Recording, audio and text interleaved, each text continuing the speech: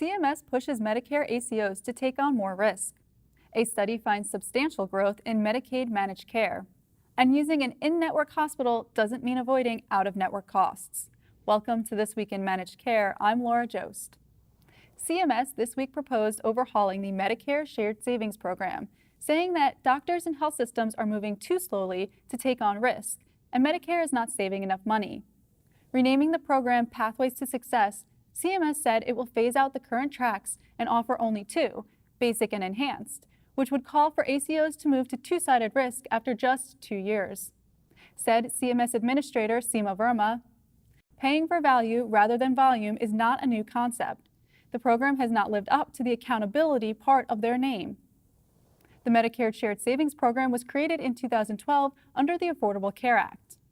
Verma wants providers to offer consumers tangible incentives to promote health, such as gift cards. But a leader of the National Association of ACOs said the proposal would upend the movement and cause many ACOs to leave the program. Cliff Gauss said, "The administration's proposed changes to the ACO program will halt transformation to a higher quality, more affordable, patient-centered healthcare industry, stunting efforts to improve and coordinate care for millions of Medicare beneficiaries." A new report from the Congressional Budget Office finds that managed care grew from about 2/3 of Medicaid's enrollment in 1999 to nearly 9 in 10 enrollees by 2012.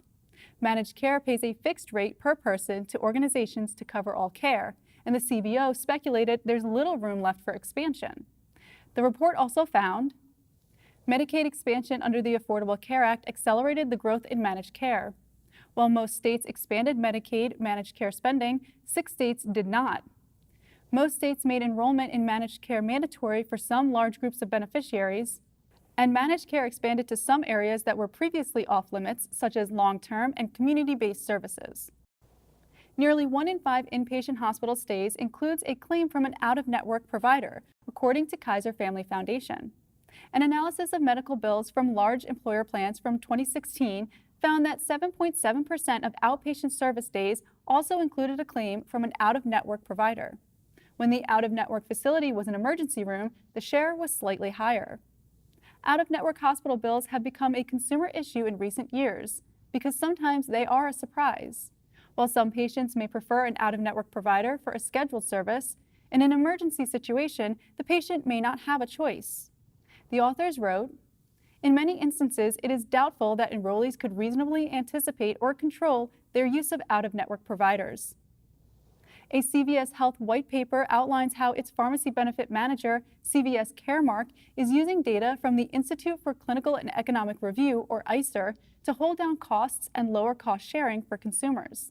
Several steps are underway: helping patients during the deductible phase of their insurance, being more transparent with drug prices so patients and providers know what the out-of-pocket cost will be, offering a $0 list for certain drugs that treat diabetes, hypertension, depression, COPD, and other chronic conditions, and allowing clients to refuse to cover drugs that ICER finds cost more than $100,000 per quality-adjusted life year.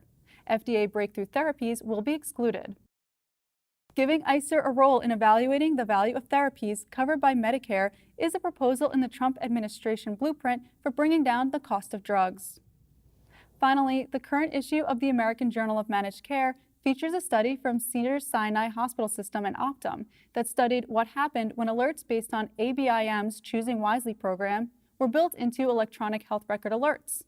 The study found that when providers followed the alerts, both the health system and patients had better results. Total costs rose 7.3% when providers ignored alerts compared with following them. Length of stay was 6.2% higher when providers ignored alerts, and following Choosing Wisely alerts reduced complications and 30-day readmissions. For the full study, visit ajmc.com. For all of us at the Managed Markets News Network, I'm Laura Jost. Thanks for joining us.